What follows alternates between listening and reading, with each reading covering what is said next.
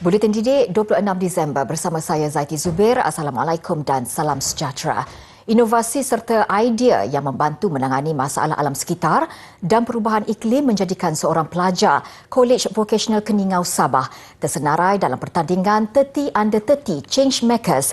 Pertandingan inovasi sosial itu anjuran persatuan belia dari Nigeria iaitu Opportunity Desk. Zurainiza Omar, pelajar jurusan teknologi elektrik, terpilih sebagai salah seorang daripada 30 pembuat perubahan atau change makers di bawah umur 30 tahun. Antara inovasi yang membawa kejayaannya ialah mesin penapis air yang boleh mengurangkan penggunaan air dalam rumah dan membantu mangsa banjir mendapatkan bekalan air bersih. Inovasi bubble bag yang dicipta bersama kumpulannya itu telah meraih beberapa pengiktirafan. Selain itu, usaha Zurainiza mengemukakan cadangan pengubah suaian jalan raya mesra alam sekitar turut mendapat perhatian. Kejayaan Zurainiza ternyata amat membanggakan pihak pengurusan KV Keningau. Malah pengarah KV Keningau, Johari atau Jebek Sabin, yakin jika diberi peluang, Zurainiza mampu melakar lebih banyak kejayaan. Penduduk orang asli Postgop di Gua Musang, Kelantan melahirkan kebimbangan apabila anak-anak mereka tidak dapat menghadiri sesi persekolahan berikutan masalah laluan keluar masuk ke penempatan itu yang rosak teruk. Difahamkan 135 pelajar dari Postgop tidak ke sekolah sejak Oktober lalu. Justru, ibu bapa meminta bantuan Jabatan Kemajuan Orang Asli, JAKWA, untuk menangani isu berkenaan kerana bimbang dengan pembelajaran anak-anak mereka yang sudah jauh ketinggalan berbanding pelajar lain. 3 biji buah kenderaan lah yang masuk baru dapat budak-budak ni balik ke sekolah. Kalau satu biji tak cukup. Tapi kita mohon bantuan helikopter lah selepas ni kalau tak ada. Kalau boleh lah. Kalau boleh. Minta pengarah ke JAKWA tolong uruslah. Mereka nak balik nanti. Kalau nak tunggu jambatan, diorang nak siap. Lambat lagi. Mungkin 2 bulan, 3 bulan baru diorang nak siap lagi. Mereka mengharapkan bantuan helikopter untuk membawa anak-anak mereka keluar memandangkan jalan darat sudah tidak boleh digunakan. Anak sekolah pun tak dapat juga nak pergi sekolah. Harap kalau boleh bantuanlah supaya yang tak datang sekolah lah dalam bulan 10 tak pernah balik sini langsung tak pergi sekolah lah. Lebih RM2 juta diperuntukkan bagi membaiki dan menaik taraf 7 jambatan di laluan sepanjang 34 km dari Pos Simpor menuju Pos Gop. Ketika ini kerja-kerja pembinaan dan naik taraf itu telah dilaksanakan dan dijangka siap pada tahun hadapan. Pembinaan jambatan tersebut melibatkan Sungai Picong, Sungai Gawin, Sungai Gop dan beberapa kawasan lain yang dijangka mampu memberi kemudahan kepada lebih 1,000 penduduk orang asli di kawasan berkenaan. Sebanyak 74 sekolah menengah dan rendah di Terengganu disahkan dilanda banjir. Menurut Pengarah Jabatan Pendidikan Negeri Terengganu, JPNT, Abdul Muingah, jumlah itu membabitkan 61 sekolah rendah dan 13 sekolah menengah. Bagaimanapun, katanya, keadaan di semua sekolah berkenaan sudah pulih dan dalam proses pembersihan. Bencana yang melanda negeri Terengganu mengakibatkan beberapa kerosakan di sekolah terbabit. Antaranya komputer riba, buku teks, kerusi dan meja. Dalam pada itu, Abdul Mu'i berkata, sepanjang banjir kali ini, sebanyak 143 sekolah dijadikan pusat pemindahan sementara PPS di seluruh Terengganu. Hasil maklumat yang JPNT terima, setakat jam 10 pagi tadi, 135 sekolah yang dijadikan PPS sudah ditutup. Dalam pada itu, 46 sukarelawan Universiti Sultan Zainal Abidin UNIZA di Kuala Terengganu menjayakan program Misi Prihatin Pasca Banjir. Lokasi tumpuan mereka siang tadi ialah di Sekolah Kebangsaan Alor Lintah Besut.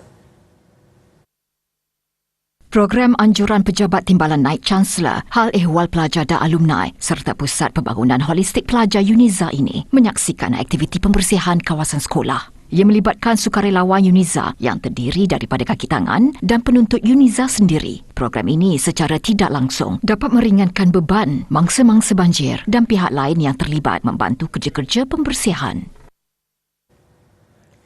Niat asalnya sekadar mahu mendedahkan sejarah negara kepada generasi muda, namun kegigihan seorang pecinta barangan antik akhirnya membawa kepada wujudnya sebuah galeri.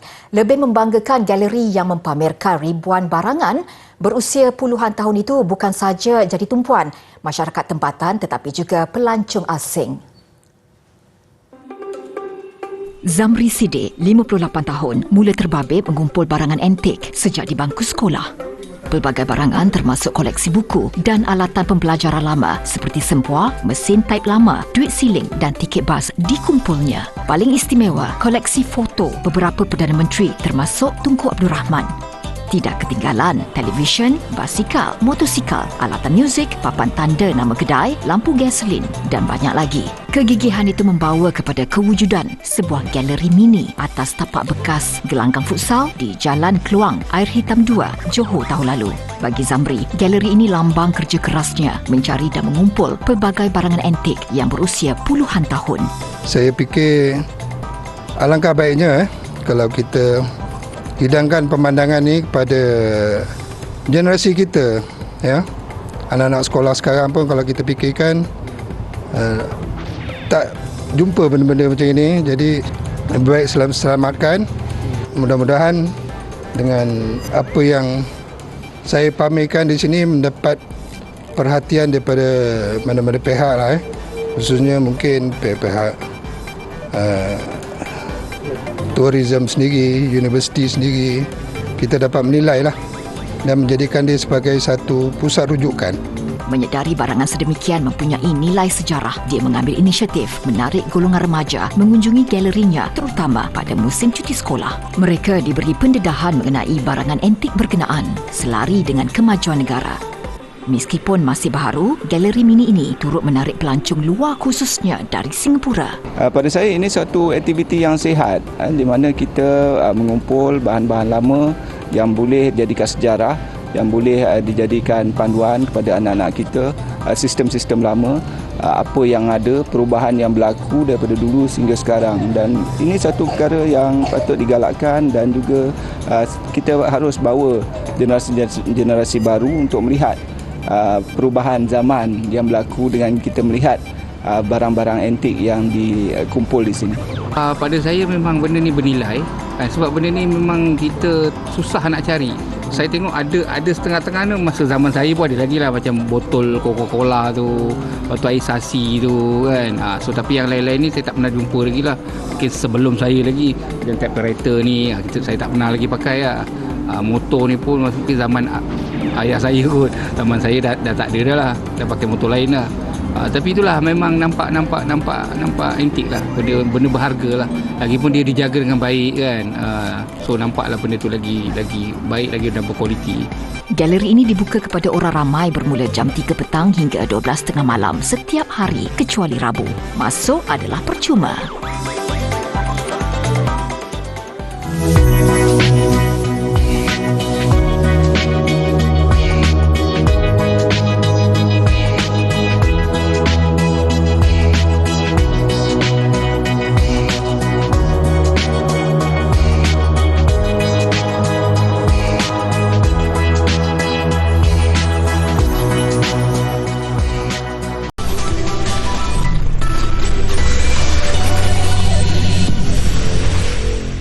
Bersua kembali, di sebalik musibah ada hikmahnya. Ketika nelayan di Kuala Perlis tidak dapat ke laut akibat peralihan monsun yang menyebabkan laut bergelora, ada pula rezeki lain yang datang tanpa disangka. Ia apabila mentarang yang berkurangan sejak 3 tahun lalu di perairan negeri itu muncul kembali menjadi rezeki tambahan komuniti setempat. Visual ini kami rakamkan di pantai Kuala Sungai Baru. Meriah bagaikan pesta, hampir 200 orang turun ke laut untuk aktiviti mencari mentarang atau disebut sebagai selam mentarang.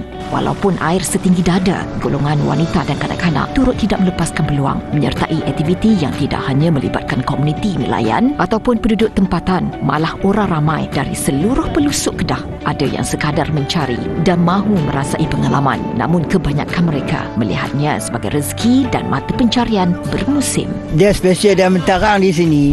Dia rasa dia lain, dia sedap daripada tempat lain. Dia tak sama tempat dia. Macam sini dia tanah liat, di tempat lain dia berpasir. Itu dia kelebihan dia. Dengan kemahiran tertentu, pencari mampu mengutip sehingga 50 kg mentarang dan difahamkan 4,000 kg mentarang berjaya dikutip di perairan itu setiap hari. Ujar mereka, selam mentarang biasanya dilakukan seawal subuh dan lewat petang. Ada lubang. Seluk lah lubang tu lah. Dia ada di bawah tu. Marin 40 kilo, 50 kilo. Ya, mentarang. Ya. Dapat. Ini lah kurang sikit. Alhamdulillah lah. Jika dahulu harganya mencecah RM15 sekilogram, kini ia boleh didapati pada harga yang jauh lebih murah antara RM7 hingga RM10 sahaja. Mentarang ni macam-macam jenis mereka boleh buat. Yang pertama kali, rebus makan biasa pun boleh. Buat gulai pun boleh. Kalau lapis orang tua-tua ni banyak dia buat kerabu. Kalau macam selalunya yang benda-benda macam ni orang luar lah selalu makan. So kalau macam orang kampung ni, benda tu dah biasa lah bagi dia orang kan. So benda yang macam ni jadi unik untuk orang luar. Best lah benda tu kan, sebab dia macam suasana tu ramai, orang suka kan, orang minat kan semua benda tu kan. Selain mentarang, perairan Perlis turut menyaksikan banyak hasil tangkapan lain seperti ikan pelotan atau seludu. Kejadian bencana alam di kawasan rekreasi baru-baru ini menyedarkan pengusaha resort dan tapak perkhemahan untuk meningkatkan tahap keselamatan dan pemantauan. Ia khususnya pada musim tengkujuh ketika ini di mana taburan hujan meningkat di beberapa kawasan terutamanya di negeri-negeri di pantai timur. Tinjauan di Hulu Langat Selangor mendapati aktiviti riadah dan mandi sungai di pusat rekreasi sekitar berjalan seperti biasa. Pengusaha tapak Skycamp by Skytrax, Jaslyn Puasa berkata pihaknya beroperasi seperti biasa sejak 1 November lalu kerana lokasinya tidak dikategorikan sebagai kawasan berisiko tinggi. Kita akan buat safety briefing dan dia kena wajib untuk isi borang indemnity form. So maksudnya dekat sini customer kena declare apa yang kita dah brief, dia orang kena faham dan dia tahu risiko yang berlaku kalau kita dah brief dan dia pergi juga adalah di atas tanggungjawab diri sendiri. Tambahnya, langkah utama yang dilakukan adalah memastikan penyelenggaraan tapak perkhemahan dan kawasan aktiviti dilakukan secara berkala. Sementara itu, rata-rata pengunjung yang ditemui memaklumkan mereka melakukan penyelidikan terhadap setiap kawasan terlebih dahulu sebelum membuat tempahan. So, macam sekarang ni saya dah jumpa tempat yang memang sesuai buat masa sekarang. Risiko yang risiko rendah, tak ada yang gunung yang tinggi. So air sungai pun dalam, so tak berbahaya lah untuk kita orang untuk camping kat sini. Biasanya sebelum pergi camping saya memang akan survey dululah dekat Google ke Instagram. Lepas tu sekarang pun banyak FYP kat TikTok and saya akan research dulu high risk ke low risk ke tempat camping yang saya nak pergi tu. Tidak salah untuk berkemah pada musim begini, namun pelbagai aspek perlu dinilai secara terperinci terutama di kawasan berisiko. Kementerian Kesihatan KKM sedang merangka pelan dan perancangan bagi menyelesaikan kesesakan di Jabatan Kecemasan dan Trauma serta sektor lain di kementerian itu dalam usaha memberikan perkhidmatan efisien. Menterinya Dr. Zaliha Mustafa berkata pihaknya juga sedang meneliti semua data terkini, audit dan penyelidikan berkaitan bebanan tugas serta isu kesesakan ini khususnya di Hospital Pakar. Dalam satu kenyataan, beliau menjelaskan kementerian memahami dan serius dalam menangani isu tersebut. Justru pihaknya akan melakukan sesi libat urus bersama pihak berkepentingan. Ia penting bagi memastikan pendekatan holistik dapat diambil dan berdasarkan data serta maklumat yang lebih spesifik. Pihaknya turut melihat kepada potensi kerjasama strategik bersama sektor swasta termasuk pengamal perubatan am bagi memperkasa penjagaan kesihatan prima. Pendekatan itu dilihat mampu mengurangkan kehadiran pesakit ke Jabatan Kecemasan sedia ada. Perbincangan dan permohonan keperluan dana serta kaki tangan tambahan daripada agensi pusat turut dibuat dengan konsisten bagi mengatasi masalah peruntukan, kekurangan kaki tangan, peralatan dan infrastruktur.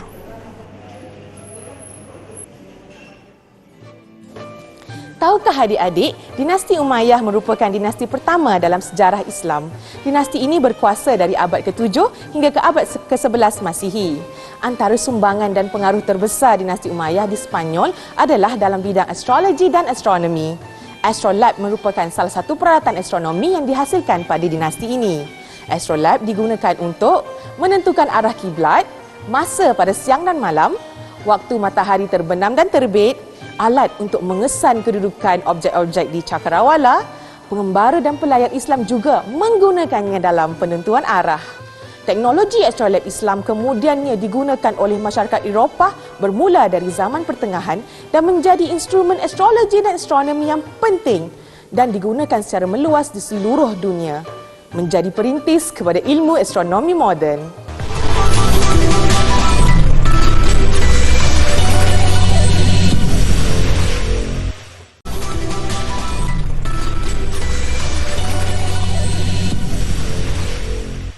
Sambutan Krismas masih diraikan. Di Sabah, biarpun keadaan cuaca tidak menentu, ia tidak menghalang majlis rumah terbuka Menteri Pembangunan Usahawan dan Koperasi, Dato' Iwan Benedict diadakan. Kita ambil tindakan untuk berhati-hati supaya kita dapat berjaga-jaga kerana nyawa itu lebih penting daripada sambutan. Tetapi dalam keadaan di mana kita masih boleh menyambut sambutan itu, kita raikan dengan kesederhanaan dan gunakan kesempatan itu untuk memperkasahkan hubungan dalam masyarakat kita, dalam komuniti kita supaya Malaysia ini lebih baik. Acara yang disambut sederhana namun meriah itu dihadiri kira-kira 5,000 pengunjung dari berbagai kaum dan etnik. Usahawan program-program ini bagus untuk datang bagi peluang kepada usahawan di samping mengeratkan hubungan dengan adanya sambutan Krismas yang kita buat di daerah Padang Pangai. Kita tahu Sabah memang antara negeri yang pelbagai kaum dan pelbagai bangsa. So hari ini program hari ini sangat kita nampak walaupun orang Krismas patutnya di rumah tapi dong support untuk hadir dalam program ini.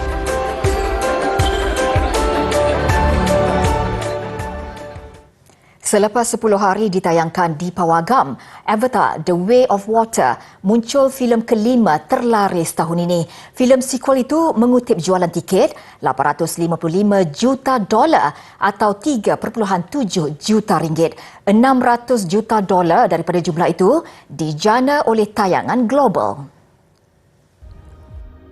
Di Amerika Utara, cuaca sejuk dan peningkatan kes COVID-19 dilihat tidak menghalang orang ramai untuk keluar menonton wayang apabila The Way of Water mencatat sejumlah $253 juta. Malah filem arahan James Cameron ini dijangka terus kukuh dan mencatat pulangan lumayan dalam tempoh beberapa hari akan datang.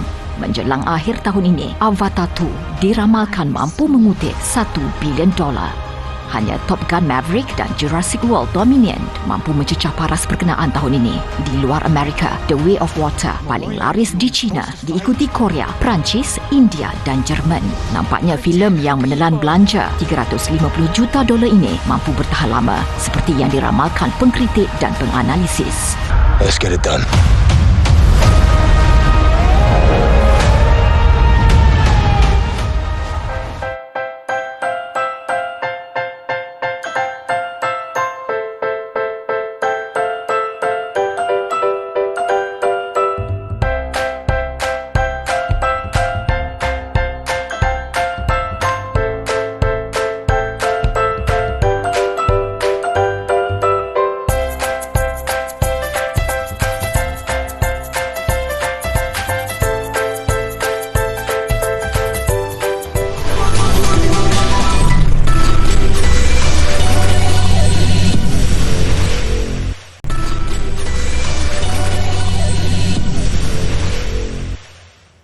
Laporan sukan, peninju profesional negara Farkan Harun melebarkan penguasaan di peringkat Asia apabila muncul juara baharu kelas Briggerweight WBC Asia menewaskan lawan dari Turki Yusuf Menvand.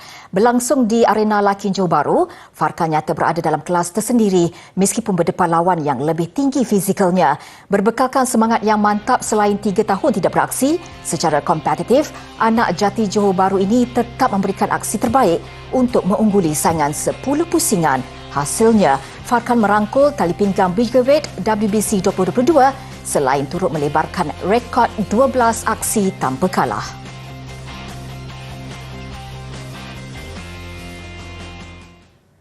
Bola sepak Piala AFF 2022 selain perlu berperang dengan jadual padat, skuad Harimau Melaya juga dilihat terpaksa berdepan cabaran cuaca sejuk dan berangin di Hanoi, Vietnam.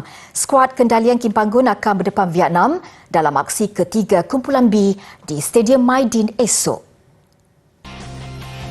Cuaca sejuk dilaporkan dengan suhu mencecah 16 darjah Celsius pada sebelah malam di Hanoi. Skuad negara sudah memulakan latihan pertama di Hanoi semalam, namun hanya membabitkan 10 pemain. Manakala 12 lagi pemain yang beraksi Sabtu lalu difahamkan melalui sesi pemulihan di hotel. Untuk rekod, Malaysia pernah menentang Vietnam dalam keadaan cuaca seakan sama ketika perlawanan akhir kedua Piala AFF 2018 yang menyaksikan skuad tuan rumah menang 1-0.